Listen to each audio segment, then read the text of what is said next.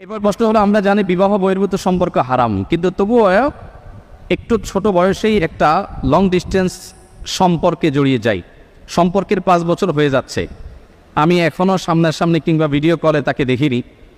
এখন আমি তাকে বিয়ের জন্য চাপ দিলে সে বলে আমার সেটেল হওয়ার পর বিয়ে করব। কিন্তু আমি চাই এখন আমাদের সম্পর্কের বিয়ের মাধ্যমে হালাল করতে, কিন্তু এখন সে বিয়ে করতে চাচ্ছে না। এই অবস্থা আমার করণীয় কি? ব্যাপার কি? এত খুশি হওয়ার কারণ কি? আমার আগে মুস্তার ভাই আলোচনা করতেছিলেন, সবাই দেখলাম খুব খুশি। পরে আমি একটু মনোযোগ দিলাম যে কি ব্যাপার, এত খুশি কারণ কি? দেখলাম যে বিয়ের আলোচনা চলতেছে। বৈবাহিত অবস্থায় বিয়ের আলোচনাটাই সবচেয়ে বেশি খুশির কারণ। মাশাআল্লাহ, ভালো। যে ভাই প্রশ্ন করেছেন তাকে বলতে চাই, ইসলাম বিবাহ বহির্ভূত সম্পর্ককে হারাম করেছে। ইসলাম কেন বিবাহ বহির্ভূত সম্পর্কে হারাম করেছে সেটা আল্লাহ তাআলা ভালো জানে। তবে আমরা এটুকু কথা বলতে পারি যে এর চাইতে আধুনিক হওয়ার কোনো সুযোগ আপনার নাই। আপনি বলবেন যে একজন প্রাপ্তবয়স্ক নারী পুরুষ তারা উভয় যদি সম্মত হয় তাহলে তাদের শারীরিক সম্পর্ক করতে দোষ নাই, কারণ এখানে কারোর অধিকার নষ্ট হচ্ছে না। এরকম কথা আমরা অনেককে বলতে শুনি। আমি তাদের উদ্দেশ্যে বিনীতভাবে বলতে চাই, আপনি বিবাহের আগে কারোর সাথে কোনো রিলেশন করলেন, কোনো সম্পর্ক করলেন বিবাহ ছাড়া, আপনার জীবনে পরবর্তীতে যদি অন্য কারোর সাথে বিয়ে শাদী হয়, এই যে যার সাথে আপনি শারীরিক সম্পর্ক করলেন বা মানসিক সম্পর্ক করলেন বা কোনো ধরনের সম্পর্ক আপনি তার সাথে স্থাপন করলেন, এই যে আপনার আদান প্রদান, এই যে আপনার ভালোবাসা তার সাথে বিনিময় করলেন, পরবর্তীতে আপনার জীবনে যিনি ফিরে আসবেন, এটা কি তার প্রতি এক ধরনের অবিচার না? আমি কি বোঝাতে পেরেছি? আপনি এখন যার সাথে সম্পর্ক করছেন, রিলেশন করছেন, আপনার জীবনে যে বৈধ জীবন সঙ্গী বা সঙ্গিনী আসবেন, আপনি যদি আগে কারোর সাথে সম্পর্ক করে থাকেন, কারোর সাথে আপনার যদি ভাব বিনিময় হয়, ভালোবাসা যদি আদান প্রদান করেন, তাহলে পরবর্তীতে যে ভালোবাসাটা আদান প্রদান করছেন এর মধ্যে দুইটার যে কোনো একটা রিয়েল আর একটা ফেক। হয় আপনার স্ত্রীকে আপনি অনেক বেশি ভালোবাসছেন আর আগেরগুলো সব আপনার ভুল ছিল, আর না হলে আগেরটা আপনার সঠিক ছিল, এটা ভুল। নিশ্চয়ই কোন দুইটার একটা, নাকি? দেখুন, আপনি আপডেটেড হতে পারবেন, তবে ইসলামের চেয়ে বেশি না। আপনি আপডেটেড হতে পারবেন, তবে ইসলামের চেয়ে বেশি হওয়ার সুযোগ নাই। আপনি বিবাহ বহির্ভূত সম্পর্ককে বৈধ করার জন্য বলেন যে সম্মতি আছে কিনা। সম্মতি থাকলে দুইটাকে আপনি বৈধ মনে করছেন। আর আপনার চরিত্রকে, আপনার যে জীবনসঙ্গী আসবে, জীবনসঙ্গিনী আসবে, তার জন্য সংরক্ষণ করে রাখার কথা ইসলাম বলে। আপনি নিজেকে সেভ করে রাখবেন, নিয়ন্ত্রণ করবেন, কন্ট্রোল করবেন, ওই সেই বৈধ ভালোবাসা যার সাথে হবে তাকে সব উজাড় করে দেওয়ার জন্য। এজন্য যারা ইসলাম প্র্যাকটিস করে, যারা হালাল হারাম মেনটেন করে চলে, যাদের যৌবনে, যাদের জীবনে কোনো কালিমা নেই, এই মানুষগুলোর চেয়ে পিওর কোনো মানুষ সমাজে হওয়ার কোনো সুযোগ নেই।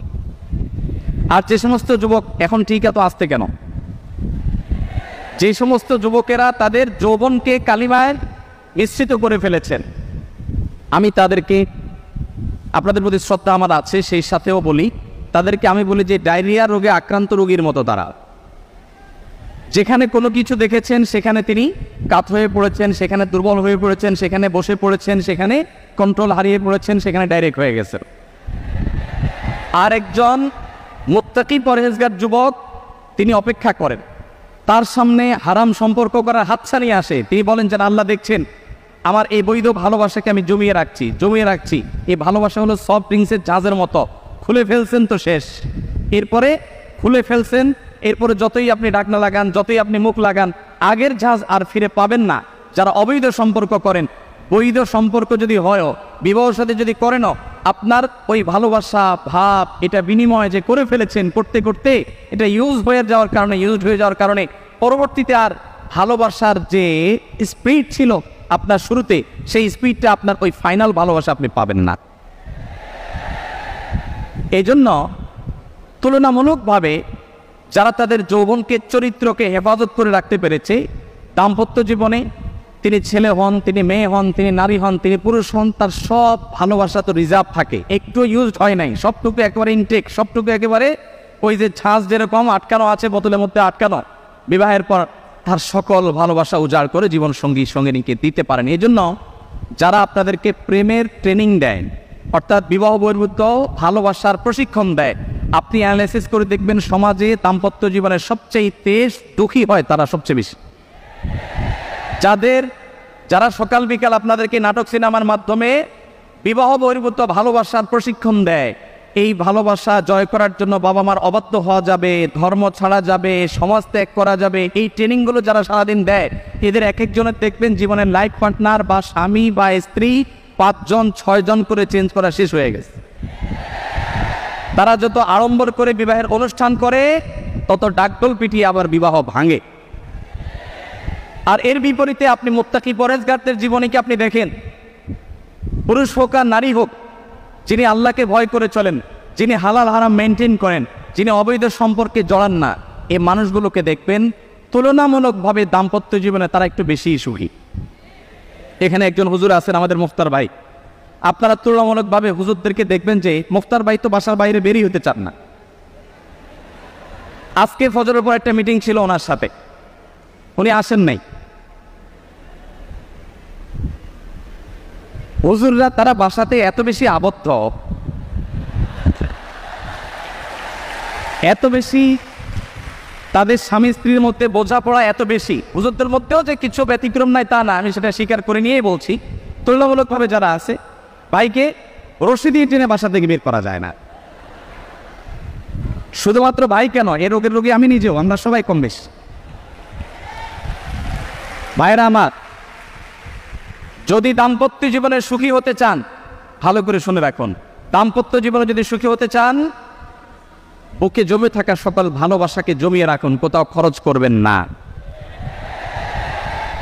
রাস্তাঘাটে, পার্কে, ক্লাসরুমে, অজায়গায় কুজায়গায় ভালোবাসা সব খরচ করে বিয়ের পরে যখন ভালোবাসা বিনিময় করার দরকার হবে তখন দেখবেন পুঁজিতে টান পড়েছে, তখন দেখবেন পুঁজি আর পাওয়া যাচ্ছে না। ঠিক ঠিক না বলে হারাম রিলেশনকে না বলতে শিখুন। সৎসাহস আছে তো ইনশাআল্লাহ?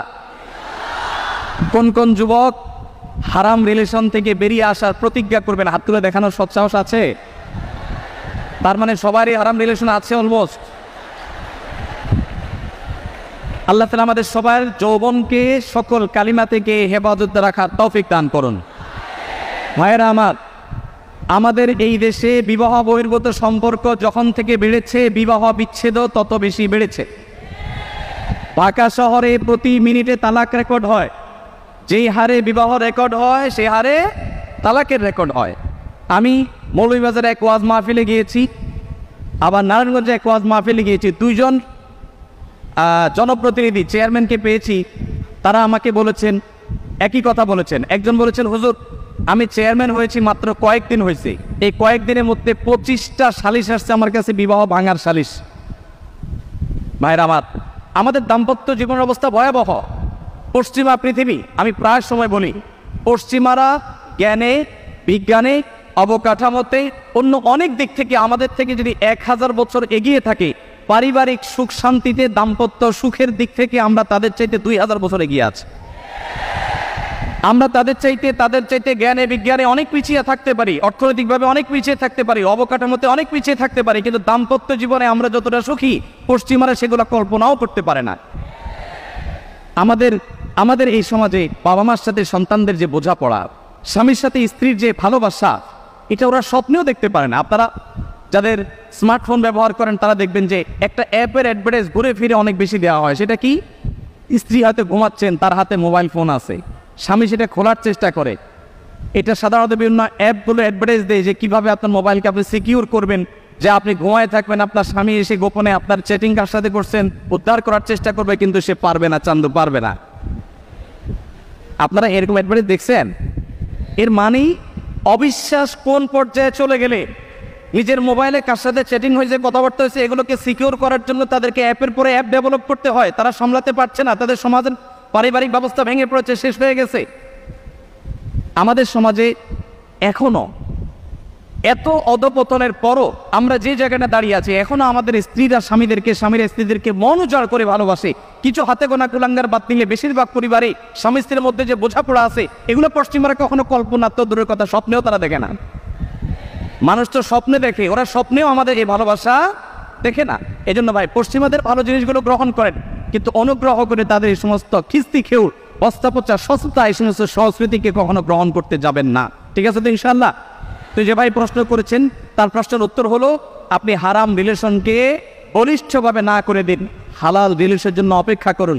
ইনশাআল্লাহ আল্লাহ তাআলা আপনাকে আপনার জীবনে দাম্পত্য জীবনে বারাকা দান করবেন।